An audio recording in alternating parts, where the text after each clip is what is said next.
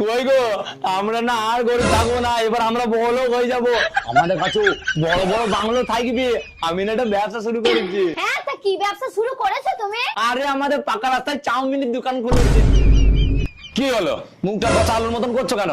আরে ওই চাউমিনের দোকান করে কে বড়লোক হয়েছে? ওই কথা বলনি, আমার বন্ধু ফুচকা বিক্রি করে দুখানা বাংলো কিনে ফেললো 2 মাসের মধ্যে। আরে আমি বলতে চাইছি ব্যবসা এমন শুরু করো যেন ভিআইপি ভিআইপি ভাব লাগে, যেমন গাড়ির শোরুম। তুমি শুধু ভাবো তোমার 5খানা গাড়ির শোরুম, বলতে আমার কত ভালো লাগবে যে আমার স্বামীর 5খানা গাড়ির শোরুম আছে।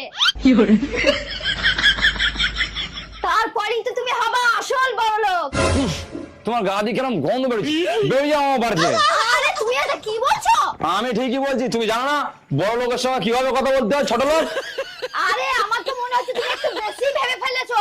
আমি একটু পরে আসছি। হ্যাঁ, যা যা যা। আর আসার